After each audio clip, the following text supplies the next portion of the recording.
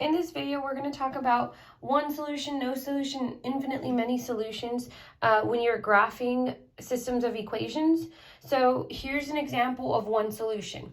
So we talked about earlier plugging in a point into each of the equations to identify if that point was a solution to both of the equations. So now we're going to look at how does this look on a coordinate grid when we graph this by hand. So in a coordinate grid, you're going to be looking for two lines to intersect at a point. Here, this point's -2, 1. So when two lines intersect at one point, that one point will be our solution. When we see no solution means that I have two lines graphed on a grid and they're never going to intersect. So we know that when two lines don't intersect, they have the same slope. So this would be an example of no solution. They have the exact same slope. In the next picture, we have infinitely many solutions. When we have a graph with infinitely many solutions, it means that two lines are graphed and they're exactly the same. So they have the same slope and the same y-intercept. So this means that every single point that lies on both of the lines would be a solution. So instead of labeling each point, identifying each point, we say infinitely many solutions. If you need more time, pause the video. I'm going to move on to some examples to graph these in our coordinate grid. Okay. Our first example, we're going to graph the following system of equations and find the solution. So when we graph, we need to go back and remember we use a y-intercept to start and the slope to move. So in the first equation, we have y equals x. Well, here my slope is 1. So if my slope is 1, m equals 1, and here my y-intercept is at +0. So b is 0. So this is where I start on the y-axis, and I use my slope to move. I'm going to go up 1, right 1. So I start at my y-intercept 0 at the origin, and I use my slope to move. Up 1, right 1, up 1, right 1. Excuse me. Let me fix this.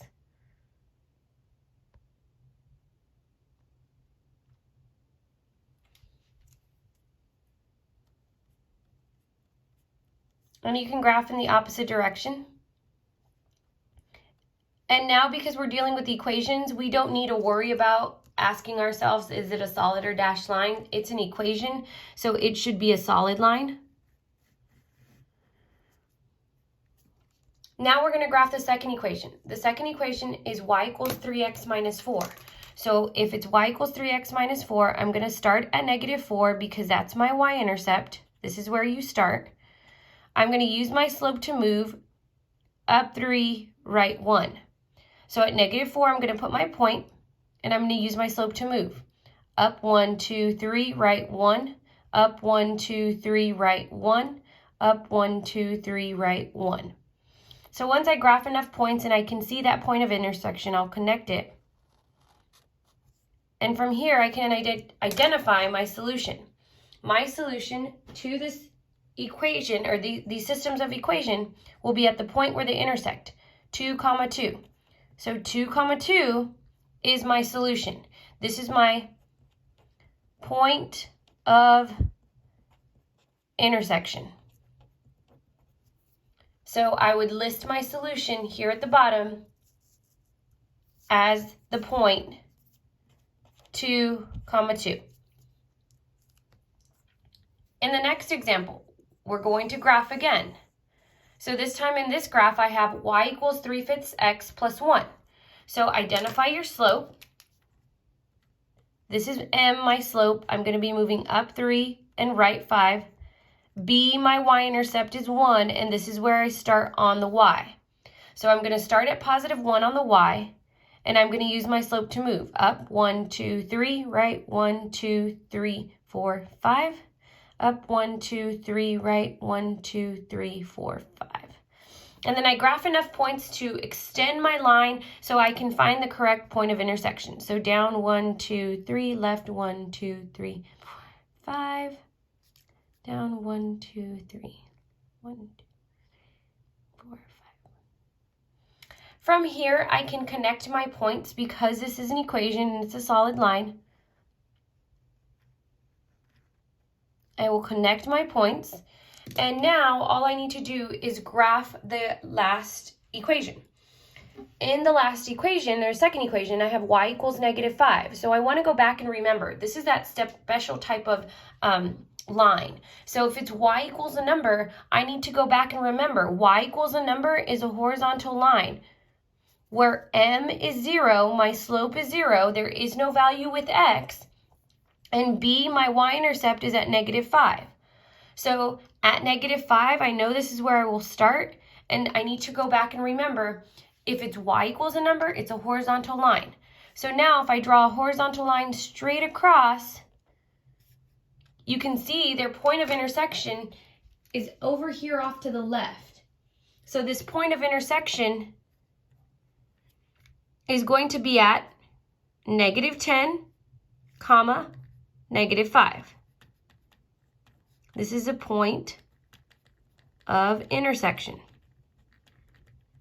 And so once you identify the point of intersection, we know that's our solution to this equation, to both equations. So the solution would be at -10, -5. If you need more time, pause the video. I'm going to go on to some special cases. So now I'm going to look at an example where I have y equals x minus 1 and y equals x plus 2. So these are our special cases because when I look at both of these equations, I want to recognize that the slope in both of these equations is 1. And we need to go back and remember, if two equations have the same slope, we need to identify them as parallel lines. So when we have parallel lines, they're never going to run into each other. So we would say this is no solution. So you want to go back and remember, if they have the same slope,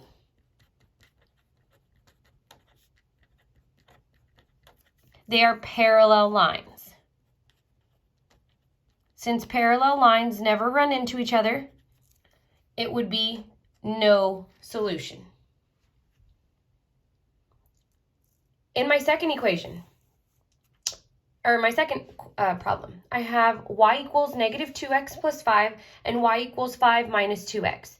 They are in a different order for the second equation, so you just want to recognize slope-intercept form can be written out of order without your slope first. So when I look at these two equations and I want to find the solution, I need to recognize two things. My slope is -2 in both of the equations, and my y-intercept is +5 in both of the equations. Since I have the same slope and the same y-intercept, I want to recognize that these are exactly the same line. Oops.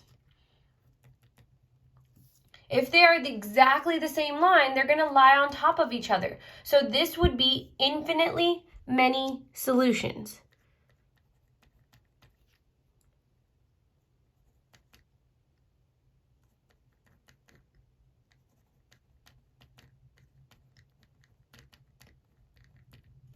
So you can abbreviate it with IMS, but infinitely many solutions to these equations.